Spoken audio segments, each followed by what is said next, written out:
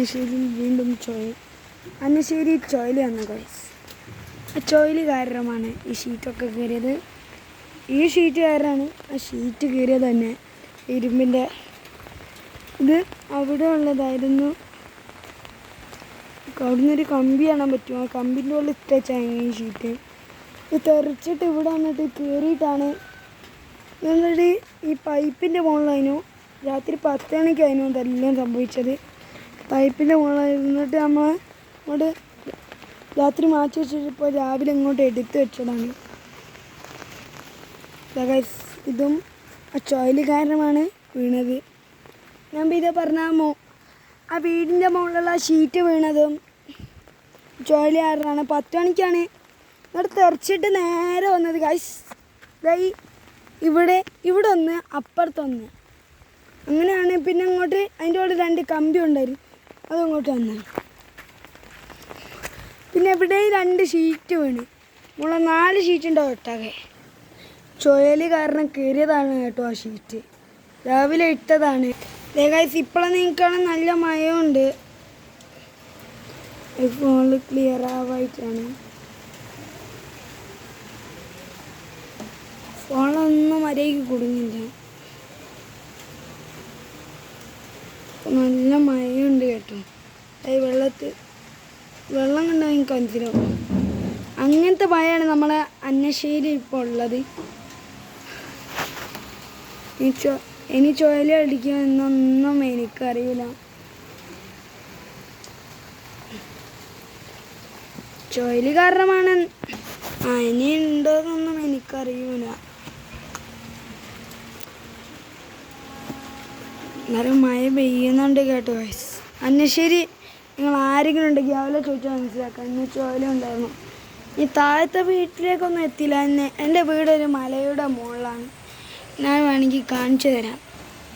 ഇതാ കണ്ടോ, ഇതിനും താഴോട്ട് ഇനി വീടുകൾ കുറേ ഉണ്ട്. നല്ല വലിയൊരു കുന്നിൻ്റെ മുകളാണ് അപ്പോൾ എൻ്റെ വീട്. അതിനെക്കൂടെ നല്ലോണം ചുഴലി ഉണ്ടായിരിക്കുക. ആ ചുഴലി കാരണം അവിടുത്തെ ഷീറ്റുകളാണ് കയറിയതൊക്കെ. ഷീറ്റ് അവിടുത്തെ വീട്ടിലത്തൊക്കെ കയറിയിരിക്കുക. ചുഴലി കാരണമാണ് എന്തായാലും ഇതൊക്കെ സംഭവിച്ചത്. നേരെ രാത്രിയാണ്. പിന്നെ അവിടെ ഒരു മരമുണ്ട്, അത് മയക്കി വീണാണ്, ചുഴലിയല്ല. കുറച്ച് ദിവസമായി. 10 മണിയോടെ ഞാനും വീട്ടിൽ കൊത്തിരിക്കുമ്പോൾ ടക്കടക്കാന്നുള്ളൊരു സൗണ്ട് കേട്ടിട്ടാണ് ഗൈസ്. നമ്മൾ മുകളിലോട്ട് നോക്കുമ്പോൾ 2 കമ്പി വശം പറന്നു പോയി. ഇങ്ങനെ TV-ൻ്റെ ഡിഷ് വീണ്. ഡിഷ് വീണതിന് ശേഷം ഗൈസ്,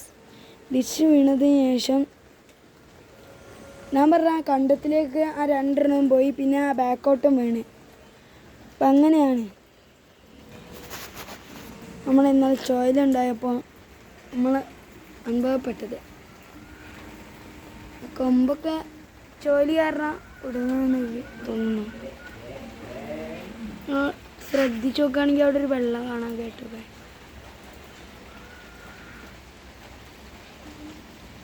കണ്ടോ,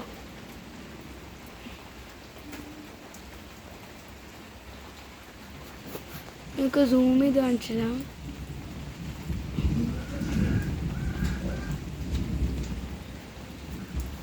കിട്ടുന്നില്ല.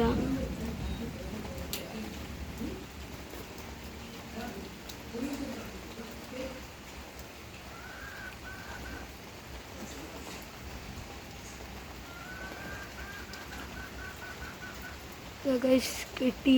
പൊട്ടിയത് ചുഴലി കാരണമാണ്. നല്ല ചുഴലിയുണ്ട്. കഞ്ഞശ്ശേരിൻ്റെ കാരണം ചോദിച്ചാൽ മനസ്സിലാക്കട്ടോ. ഞാൻ പറഞ്ഞുകൊണ്ടിരിക്കുന്നത് നിങ്ങൾ ശരിക്കും ചിലപ്പോൾ തള്ളി വീടൊക്കെ അയക്കാം. മരമൊക്കെ താനെ വീണതാണ്. ചുഴലി തന്നെയാണ്.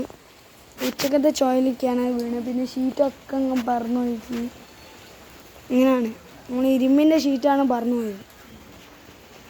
താഴത്തുള്ള വീട്ടിനൊക്കെ എന്താ സംഭവിച്ചാൽ അറിയാം. മറ്റൊരു വീട്ടിൽ അറിയത്തില്ല. അപ്പം നമ്മുടെ വീടിന് മാത്രമാണ് നമ്മളിപ്പോൾ പറഞ്ഞത്. താഴത്തെ വീടിൻ്റെ അവസ്ഥയൊക്കെ എന്താണെന്ന് അറിയില്ല. ഇത് പോയിക്ക് ഒന്നും കാണുന്നില്ല. ഇതാ കണ്ടോ, താഴത്തോട്ട് ഒന്നും പറ്റിയില്ല എന്ന് തോന്നുന്നു. എന്തായാലും നമുക്ക് പറയാൻ പറ്റില്ല പറ്റിയിട്ടുണ്ടോ എന്ന്. അപ്പം ഇന്നത്തേക്ക് ഇത്രയുള്ളൂ ഗൈസ്. എൻ്റെ കുറേ വീഡിയോകൾക്കായി എൻ്റെ ചാനൽ ലൈക്ക് ചെയ്യൂ, ഷെയർ ചെയ്യൂ, സബ്സ്ക്രൈബും കൂടി ചെയ്ത് കാണുന്നതാണ്.